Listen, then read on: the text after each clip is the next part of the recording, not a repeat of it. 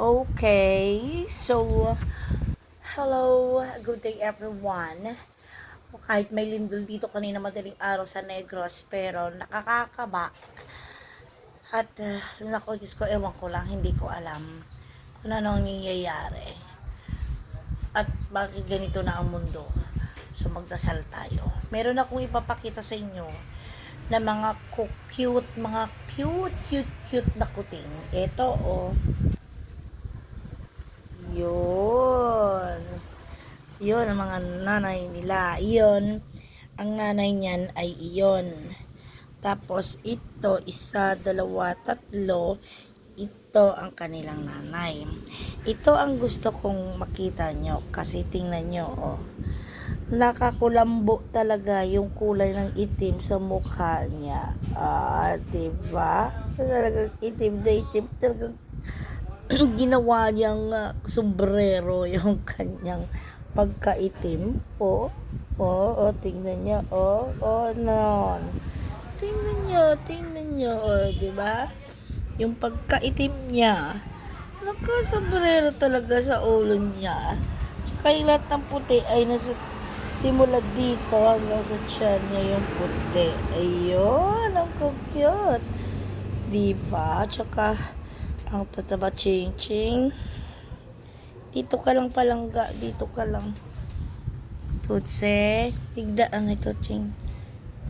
Oh, very good girl. Very good girl. Yan yung mga alaga ko. Diba? Yan. Ayan na ang kitty pay.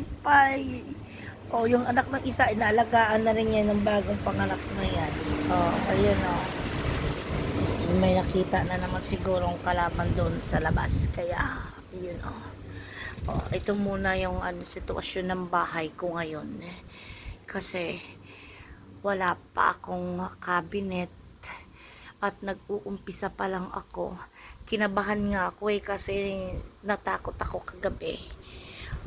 Yung bahay ko kasi hindi pa tapos lahat yan. Wala pang mga iba, hindi pa naka-plaster yung kalahati pa lang. So natatakot ako, kaya wala akong tulog hanggang ngayon. Pero sa awa ng Diyos tayo magdasal lang, dahil prayers ang pinaka matinding panlaban talaga natin kung ano man ang mga pagsubok na binibigay ng Panginoon sa atin. Diba? At tsaka wag tayo mawala ng tiwala. Mag-ingat lagi tayo, magdasal, at maging mapagmatsyag. Kasi dito sa amin, nung isang araw, bumuga ng usok yung Kanlaon, yung Mount Kanlaon. Tapos kagabi yun ang lindol. Ngayon naman, may bagyo na naman daw papasok. So hindi natin alam kung ito lahat ay pagsubok lamang ng Diyos sa atin. So kaya magdasal tayo, maghingi ng kapatawaran kung ano man ang mga kasalanan na nagawa natin sa sarili, sa magulang, kapatid, kaibigan, kapwa, tao. Kaya mag-ingat ang lahat, mapagmatsyag sa kung ano man ang maaaring mangyari. Nakakatakot nga lang dahil sa gabi, hindi mo na alam kung ang tulog mo ba'y mahimbing o hindi na, di ba? Maliban sa mga magnanakaw o mga drug addict, kalamidad na ang pumupukaw sa atin or gumigising sa atin. So yan ang katotohanan sa panahon ngayon.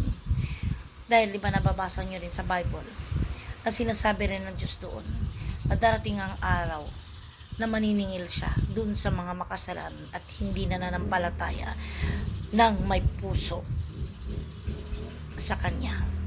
So kaya tayo, taimtim lang na pagdadasal, sana ang mga nangyayari ngayong kalamidad sa atin ay mahinto na, kaya matigil na. Yun lang. Okay, so bye-bye to my pusa. Yan, nilalagyan ko na sa pinyong kama ko kasi para hindi nila hindi nila madumihan. Kaya yung lumang damit ko, yung nilabahan ko, at yan ang nilagay ko dyan sa kanila. Kaya, ganun ang uy, wag mong higaan. Ako, Diyos ko, iho, iya. Wag mong higaan yan. Yan. Yan, yung mga pusa-pusa. Ayan, yung isa, nakadudo na rin sa kanya nanay. Ayan yung kainan ng mga nanay. May pagkain yan. Hindi ko pinagawawala ng pagkain yan kasi mayat maya kumakain sila dahil nagpapadudo sa kanilang mga babies. O, di ba? So, ito pa lang ngayon ang buhay-buhay ko. Harinawasan na doon sa mga hindi pa nakapag-subscribe. Tulungan nyo akong mag-subscribe at papalago natin yung ating YouTube channel. Diba? At nang tayo ay tawag dito, magkaroon din ng sahod sa YouTube. Hindi lang tayo makakatulong dun sa mga nasasalanta. Hindi rin tayo makakatulong dun sa mga nasasalanta ay sa mga kababayan natin o kababaryo natin na mahihirap din at ikaw sa buhay. Ba? Kasi sa ngayon, jobless pa ako dahil nag-resign nga ako sa dati kong trabaho. Nagpapahinga ako at pinagbabawas nga ako ng timbang ng doktor ko. So, kaya ang mangyayari, baka itong linggo na to o sa susunod na linggo, maghanap uli ako ng trabaho. Dahil magdi-December na, wala rin naman akong mapapagbigyan ng pamasko, baka gusto nyo. Kasi ang tawag dito, solo lang ako sa buhay. Nag-iisa lang ako sa buhay. So, pag hindi ako naghanap ng trabaho, walang magpapakain sa akin. Walang mag-aalaga sa akin. Wala rin magbabayad ng kuryente at tubig ko. Wala rin akong pambibili ng load ko. Diba? Para patuloy tayo makagawa ng video. Para makapag-filming tayo. So, sa ngayon, ito muna ang magiging content ko sa inyo. Kasi nag-uumpisa pa lang ako eh. So, kakaunti pa lang yung mga subscribers ko. So, kaya nakiusap naman, baka naman, advance pamasko sa inyo, makapag-subscribe din kayo sa channel ko. Diba? Sa mga kailongga ko dyan, ay, Bacolod ako. Galing akong Bacolod. Okay, mga taga Iloilo. Cebu, sa buong Pilipinas. Yun, baka magkaka-interest din kayo sa channel ko, diba? Nag-uumpisa pa lang naman kasi ako eh. So, sama-sama tayo sa pag-unlad. Tulungan nyo lang ako. Diba? Salamat po. Magandang araw sa lahat. Mag-ingat, magdasal sa Panginoon. Yun lang. Mga OFW dyan. Diba? Sa mga OFW dyan, mag-ingat din kayo sa mga amo nyo.